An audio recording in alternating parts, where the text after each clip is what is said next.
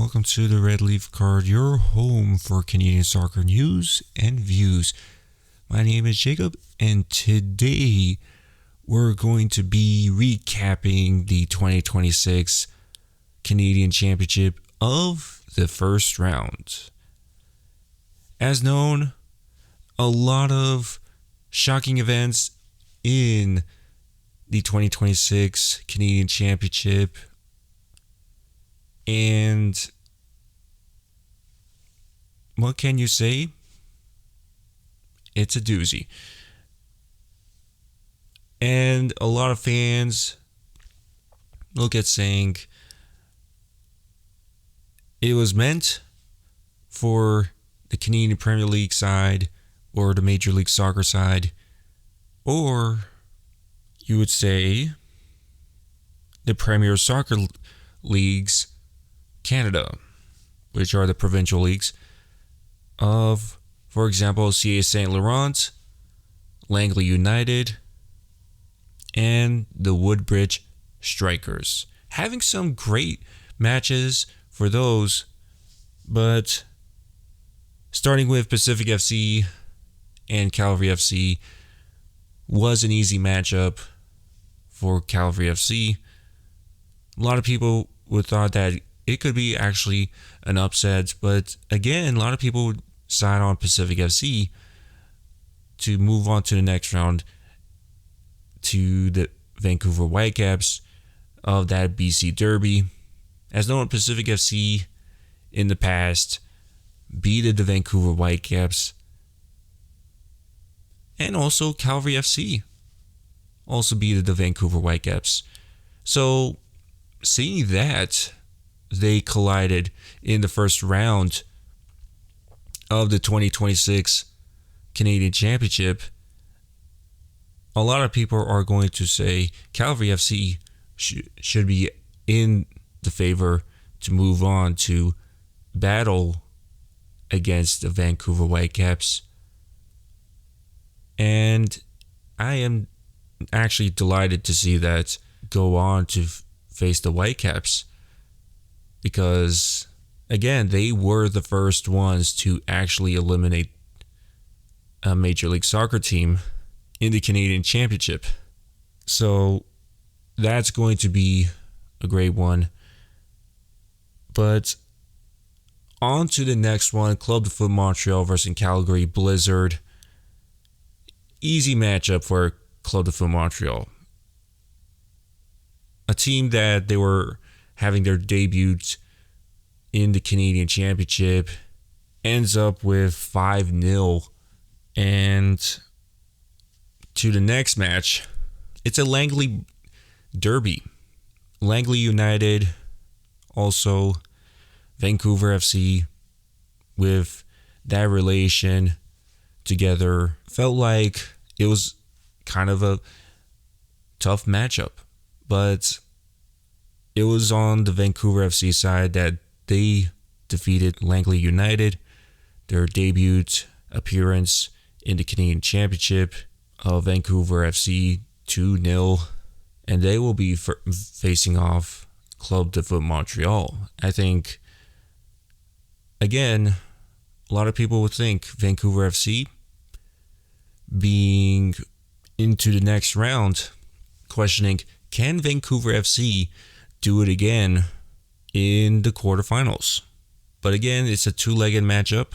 If they're facing off with Club de Foot Montreal, it's going to be more hard for Vancouver FC, because if they face off with Club de Foot Montreal and then they defeat them, they're going to be versing the Vancouver Whitecaps on the semifinals.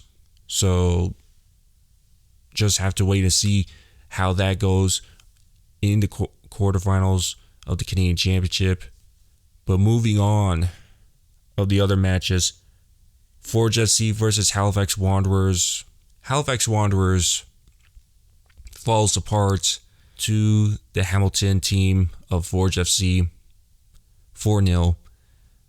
Forge FC, in my opinion, felt like they found their DNA. that they want to be the competitors for the Canadian Championship to move on to the finals. They want to go to that finals out there, but still more to actually see Forge FC. They're right now quarterfinals. Everyone knows that every round has to show that could they make it to the semifinals? Could they make it all the way to the finals? We have to wait and see.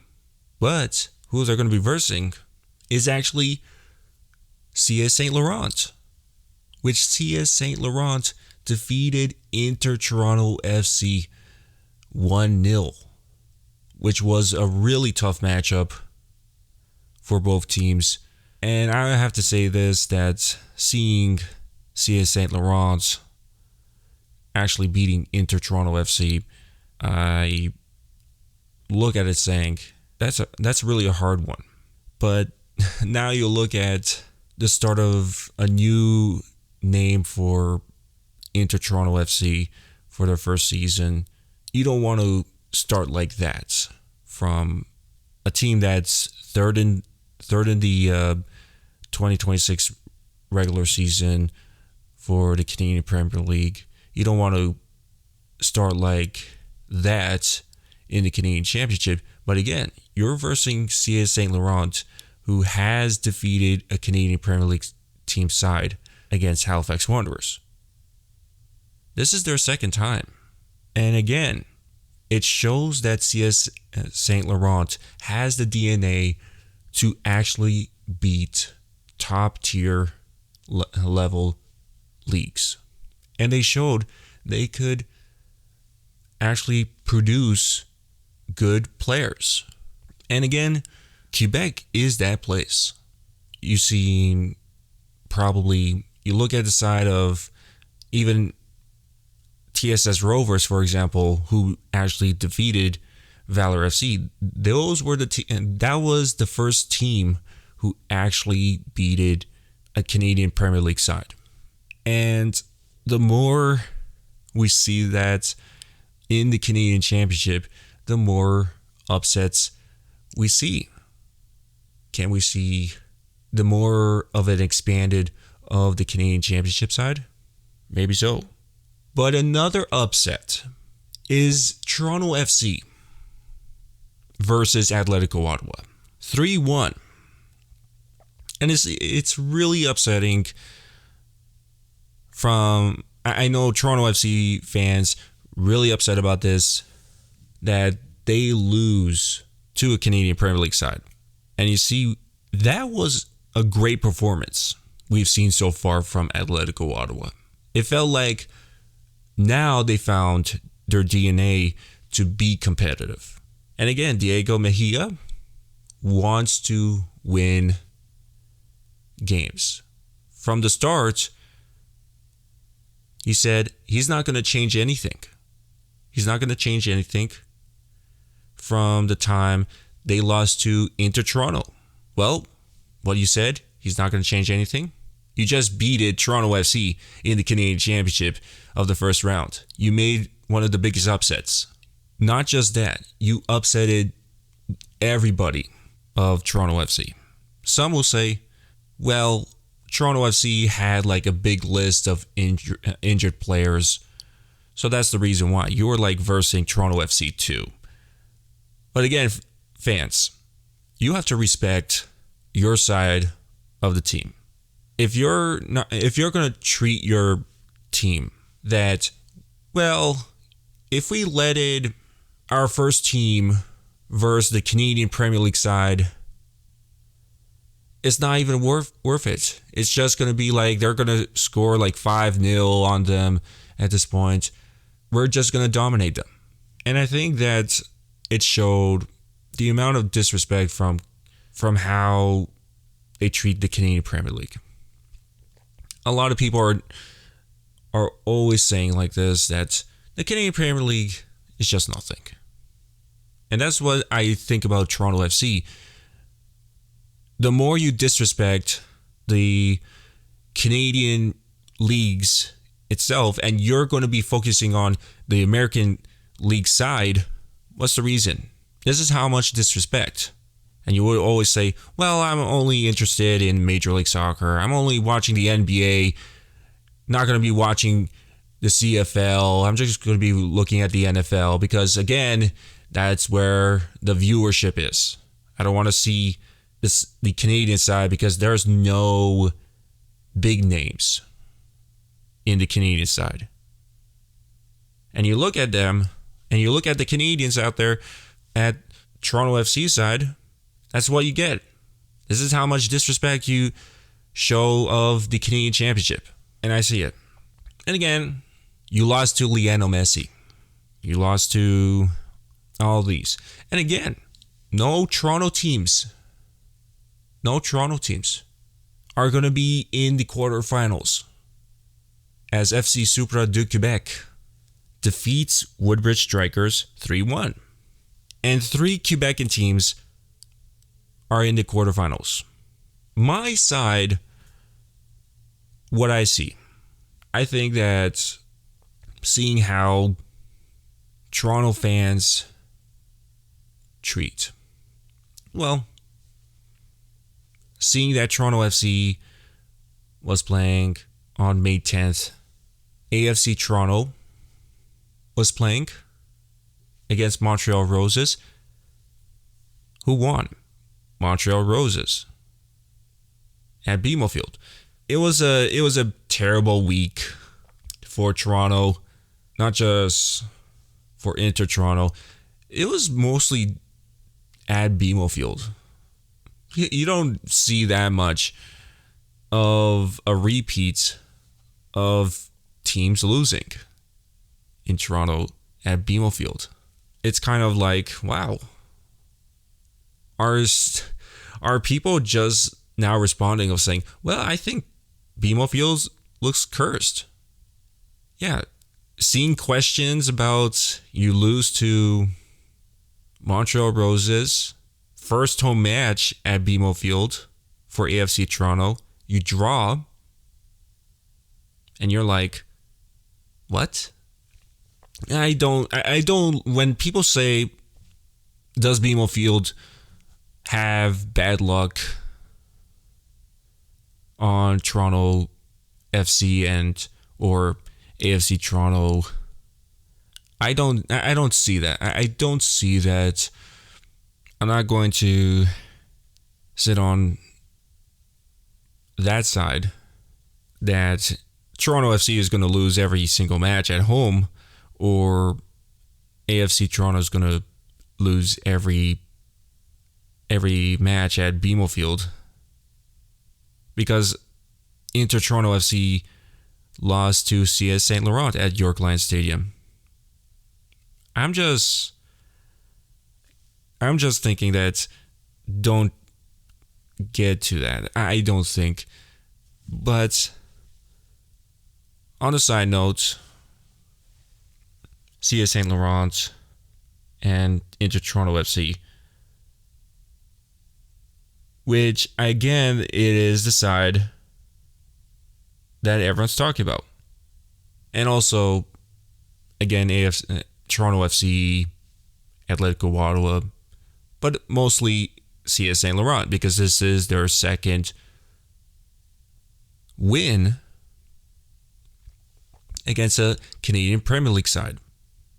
So the coach said, we worked extremely hard, and what you have to understand, we worked extremely hard, is that for Saint Laurent, it's in our DNA to come and work towards this kind of surprises.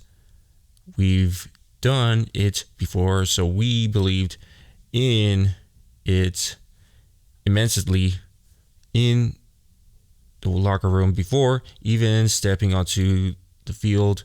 We truly believed in it, so it's really in our DNA, and that CS Saint Laurent does have that competitive side in the Canadian Championship.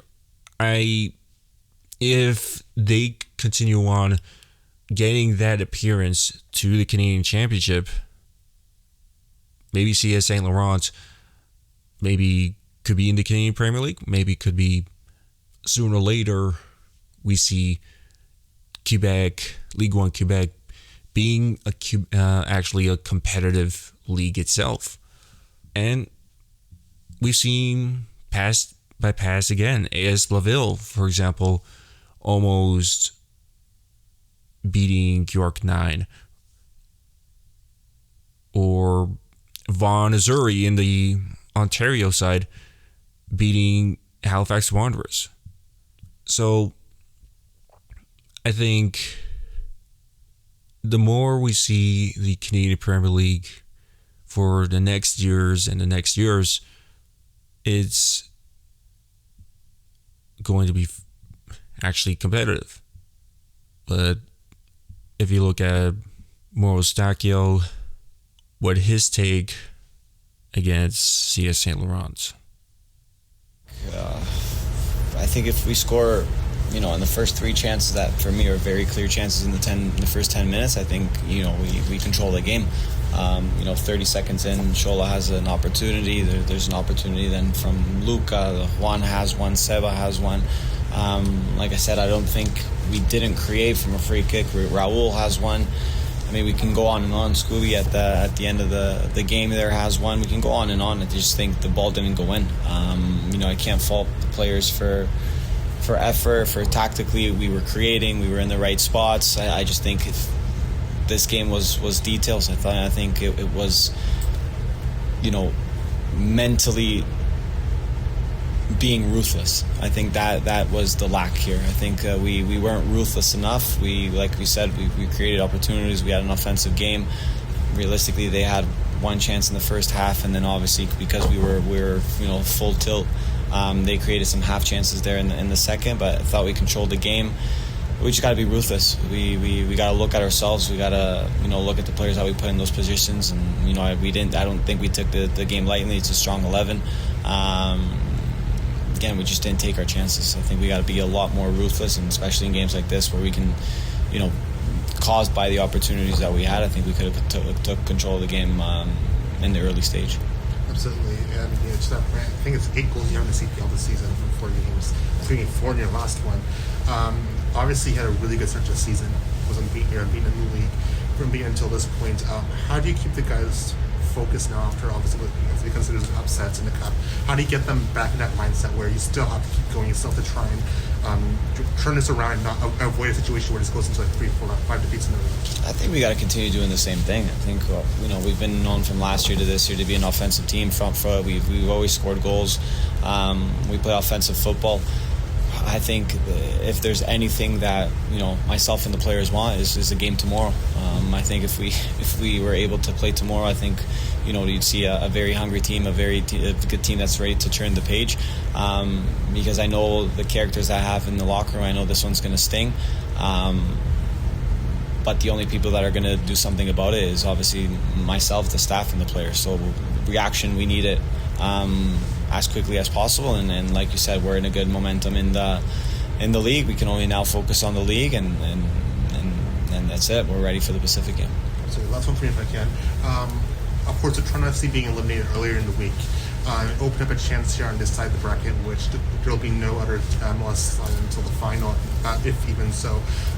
With that said, with today's result, does it feel like a lost opportunity, seeing that you have a chance to obviously get past this from go even further in this competition, maybe reach the final? Does it feel like a lost opportunity to you? I think it's a lost opportunity, not for who's in the bracket. I think it's just a lost opportunity because we have a good team. We set the standard this year that we wanted to compete in all fronts, and obviously the Cup being one of them. I want to focus, and I do focus a lot on ourselves. I think we put ourselves in this position. Whoever's in the bracket doesn't really mind to me. The same thing in the league. It's just next game up is the one that we want to control, is the one that we want to win, and it's unfortunate that we couldn't deal with Saint-Laurent today. There's not many opportunities in the professional world that you in 6 games can win a cup, and I think we had one this year, and it stings. It's definitely something that we're hurt by, but it's done. We got to bounce back and act like we really want to be champions of the league, and that's what we're going to fight for. We got it. Coach Sean, it's a fun to say, but leaving the result a little bit aside, I'd like to ask you about Mauro, because I'd like to comment about the importance of having him back. It's been almost 8-9 months since he last played. Even though they didn't mention last week that he was training at the week, when you get him in the pitch, it's a totally different thing. So how you see the importance of having him back, and then the next chapters for him and the rest of the team. Yeah, he's a natural leader. He knows the club. He knows obviously the staff, and he knows what I want to do on and off the ball. So obviously he's important. He played a lot last year with me. He played it. Obviously he's been at the club for multiple years.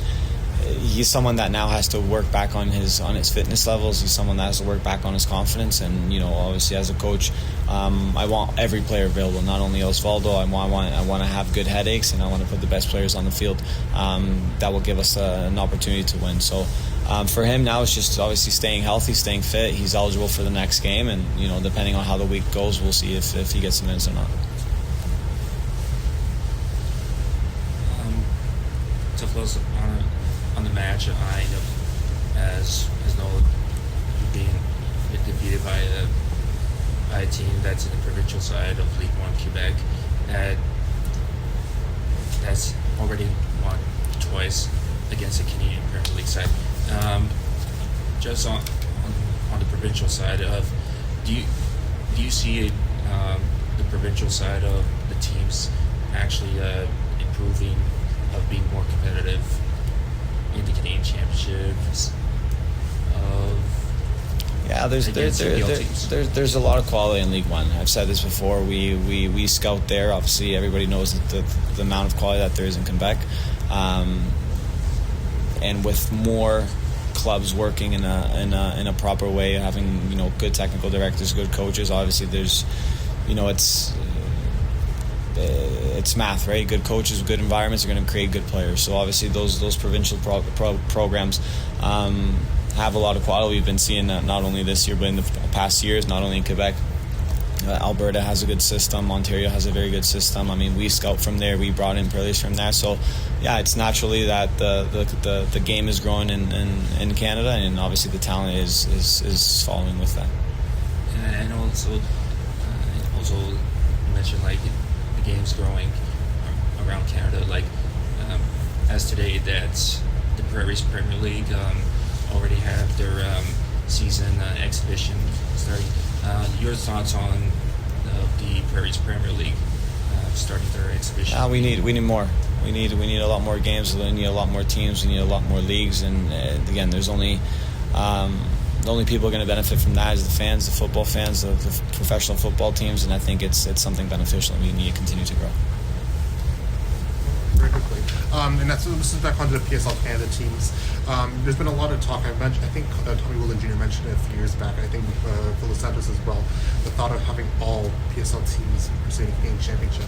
Now, obviously, CS Saint-Laurent has already won in the past. We saw it as well with TSS Rovers. What do you feel? What are your thoughts about having more PSL teams competing in the Canadian Championship year on year rather than just provincial winners? Yeah, I think it's great. I think it gives everybody the opportunity to be in a professional, competing for a professional cup, for one of the most important cups in Canada. So again, if there's enough infrastructures for that, if there's enough refs, it's just not only just players. If there's refs, there's fields and everything else to keep a good standard, to keep a professional standard, I don't see why not. And that's full time of the Red Leaf Card. You can follow us on X, Spotify, and YouTube. I'm your host, Jacob.